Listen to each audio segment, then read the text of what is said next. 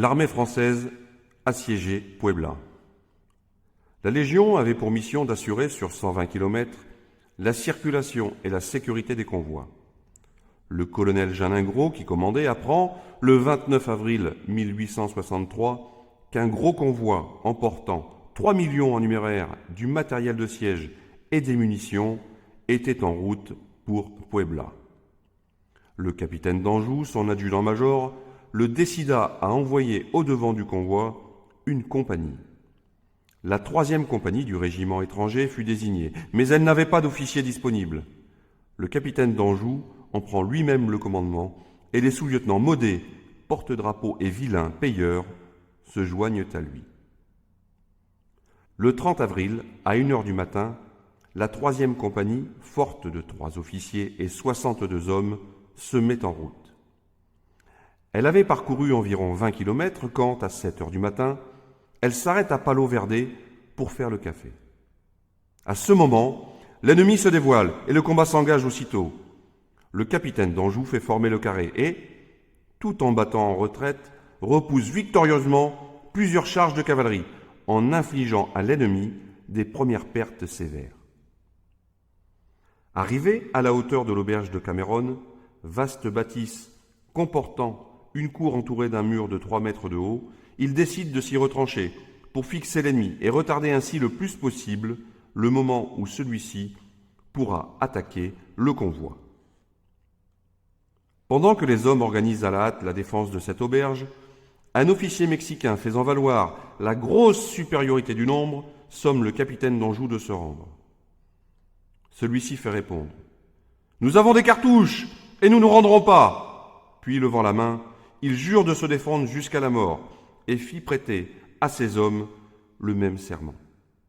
Il était 10 heures.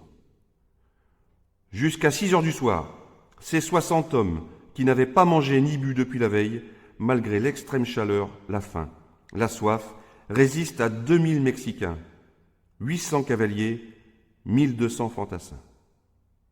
À midi, le capitaine d'Anjou est tué d'une balle en pleine poitrine. À 2 heures, le sous-lieutenant Villain tombe, frappé d'une balle au front. À ce moment, le colonel mexicain réussit à mettre le feu à l'auberge. Malgré la chaleur et la fumée qui viennent augmenter leur souffrance, les légionnaires tiennent bon, mais beaucoup d'entre eux sont frappés. À 5 heures, autour du sous-lieutenant Maudet, ne restent que 12 hommes en état de combattre. À ce moment, le colonel mexicain rassemble ses hommes et leur dit de quelle honte ils vont se couvrir s'ils n'arrivent pas à abattre cette poignée de braves. Un légionnaire qui comprend l'espagnol traduit au fur et à mesure ces paroles. Les Mexicains vont donner l'assaut général par les brèches qu'ils ont réussi à ouvrir, mais auparavant, le colonel Milan adresse encore une sommation au sous-lieutenant Maudet. Celui-ci la repousse avec mépris. L'assaut final est donné.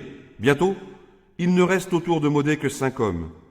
Le caporal Mène, les légionnaires Cato, Wenzel, Constantin, Léonard. Chacun garde encore une cartouche. Ils ont la baïonnette au canon et, réfugiés dans un coin de la cour, le dos au mur, ils font face. À un signal, ils déchargent leur fusil à bout portant sur l'ennemi et se précipitent sur lui à la baïonnette. Le sous-lieutenant Maudet et 2 légionnaires tombent, frappés à mort.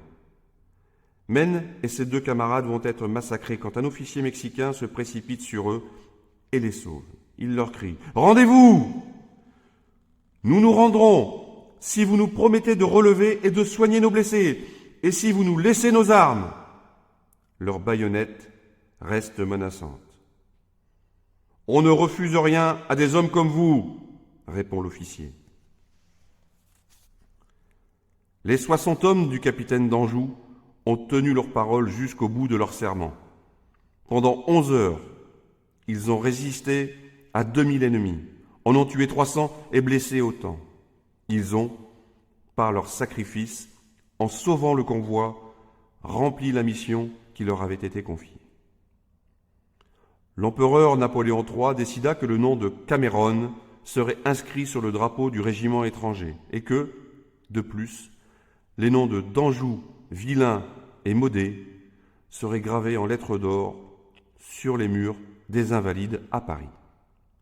En outre, un monument fut élevé en 1892 sur l'emplacement du combat. Il porte l'inscription: Ils furent ici moins de 60, opposés à toute une armée. Sa masse les écrasa. La vie, plutôt que le courage, abandonna ses soldats français, le 30 avril 1863. À leur mémoire, la patrie éleva ce monument. Depuis, lorsque les troupes mexicaines passent devant le monument, elles présentent les armes.